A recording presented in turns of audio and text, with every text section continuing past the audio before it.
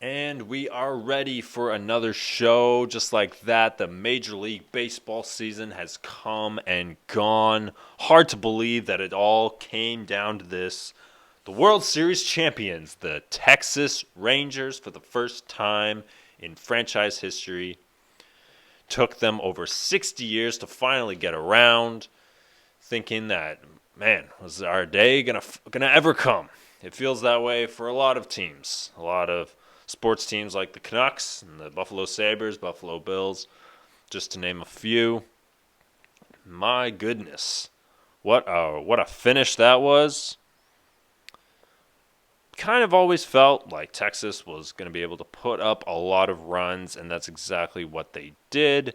That's kind of what we were expecting after a very interesting game two. We didn't really know what was going to happen after that because, well, they looked a little bit shaky. And Max Scherzer gets injured. And Adolis Garcia, we don't see him anymore.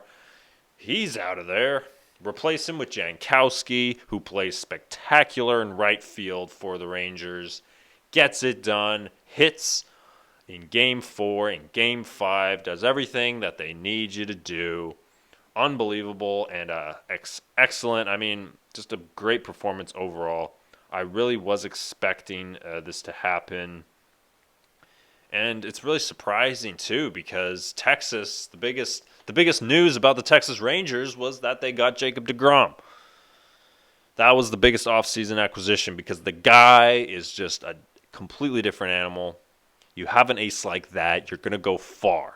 You're going to get wins, you're going to get necessary outs. You're going to get depth, innings eaters, and all that good stuff. Obviously, you need that. You're going to need that if you want to go far in the playoffs. And if you don't have that, well, then you better have a team that can hit some dingers.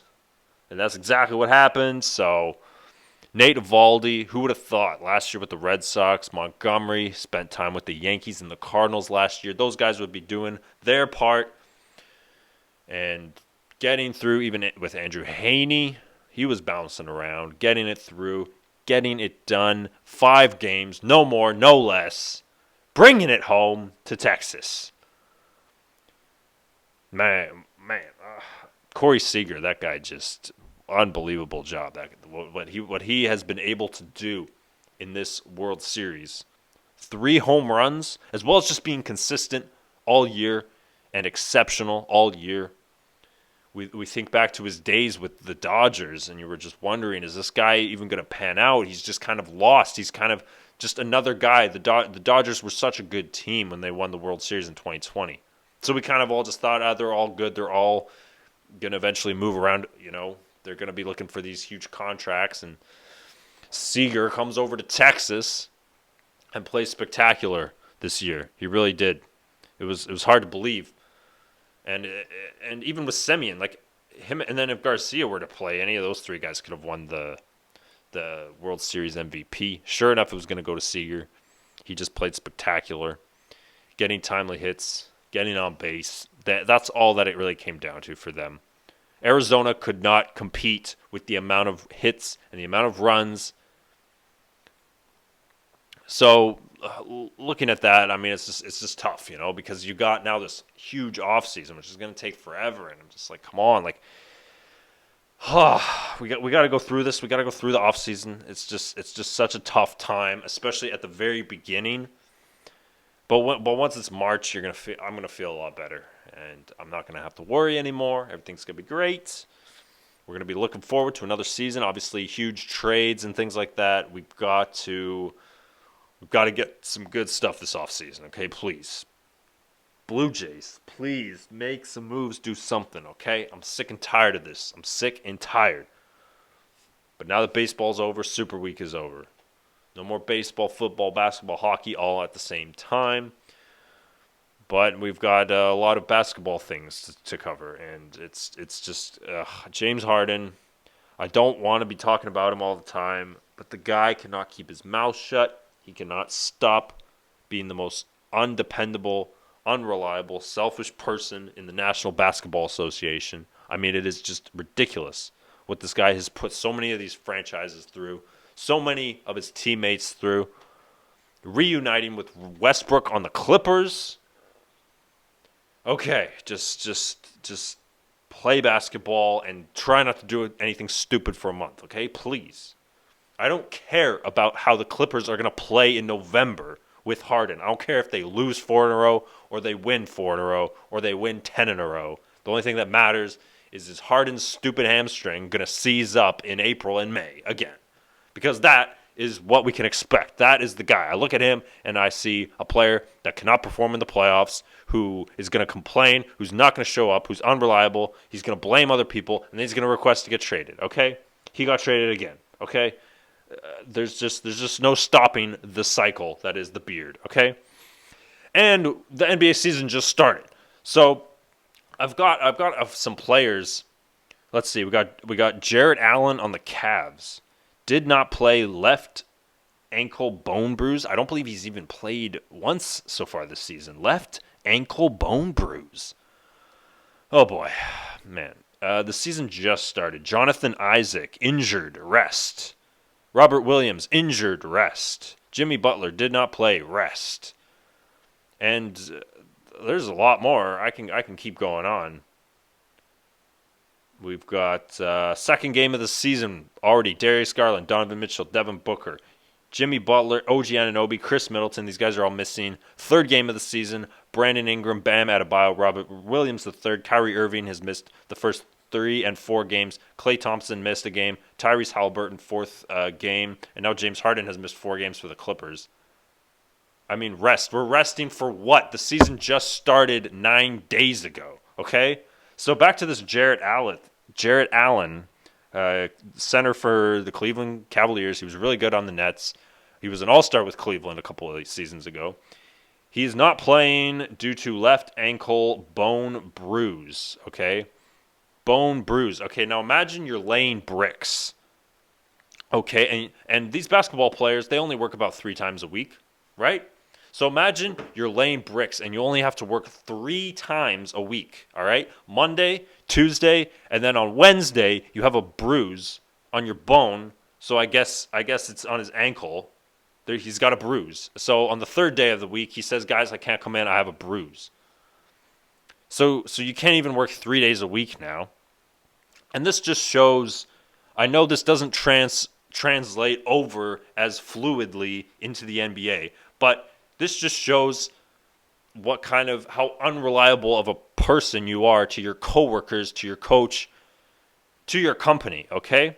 Imagine back in the old days, 1,000 years ago, they're putting up a wall on the Colosseum, okay? Or whatever. It doesn't have to be the Colosseum. Colosseum was built, obviously, well before that.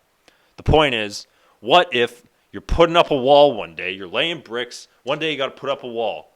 And 2 guys were supposed to put up this wall, but Johnny calls in sick. He says, I can't come in because I have a bruise on my ankle. So instead of 2 guys putting up the wall, there's only 1 guy. Okay? Johnny says, sorry, guys, I can't come in. I have a little bruise, a little boo-boo today. I got a little boo-boo. So instead of 2, oh man, if I was the guy having to lift up that wall that day because Johnny says that I've got a bruise on my ankle, I'm like, screw you, man. I'm having to do all the work here. Why am I having to do all the work? This is exactly what's going on in Phoenix. Kevin Durant goes out there and he lifts the wall by himself. Okay? Bradley Beal and Devin Booker are just sitting there, literally sitting there, while he's doing all the work. Now, of course, wages are different for each player. But what's to stop Kevin Durant from sitting down himself? I know he loves the basketball game, but why are we having to convince players that they care about their job now after they get paid? They get paid, and then they don't play anymore. Okay, why does Kevin Durant have to play? He's won 2 championships. He averages 28, 8, and 5. He doesn't have to play. Okay, he's the only one who can be reliable on this team. How is this allowed in a league where to be injured is the same as resting? Okay, I just listed some players. Jonathan Isaac has been listed as injured due to a rest, okay? Robert Williams III injured due to a rest. Jimmy Butler injured due to a rest. Injured, rest, right next to each other, okay?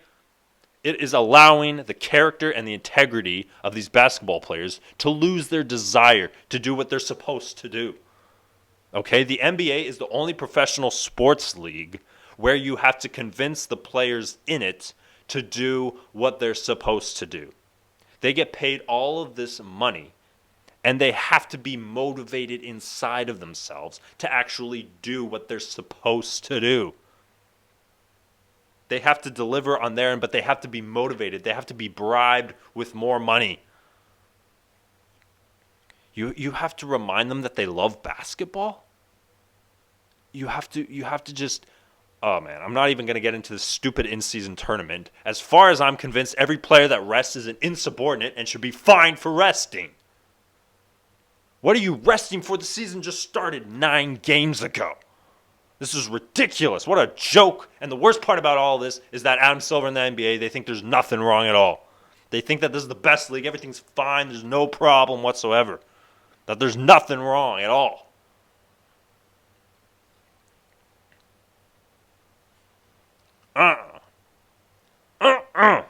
Nah, not having it. I'm not having it.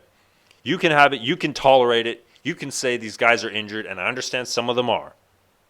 But when do you decide, I feel like I want to play, I want to compete, I care about this? What motivated Marcus Semien to play 162 games this last baseball season and lead the league, lead the major leagues with 753 plate appearances? Why do you need motivation to do your job, okay?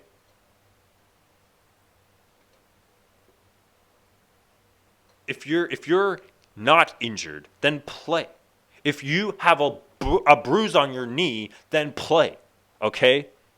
Especially in the playoffs. I'm so glad that it's just November and I don't have to worry about these guys having a scratch on their pinky and deciding that they're not going to play in the playoffs, okay? That is just the joke of the National Basketball Association. Guys are injured all the time without reason, without follow-up, without accountability, which creates the illegitimacy of these injuries, and then they are prolonged, and then the recovery process is longer than it should be, and it always just gets disappeared, and we all just push it back an extra week. Here you go. You get an extra 2 weeks. You get an extra 3 weeks. Just take all the time that you need. We got to get ready for playoffs, because who cares about the regular season?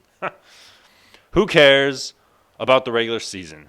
That's why I don't go to NBA games. Obviously, if there was an NBA team in my city and tickets weren't as abysmal as they are right now, I would go.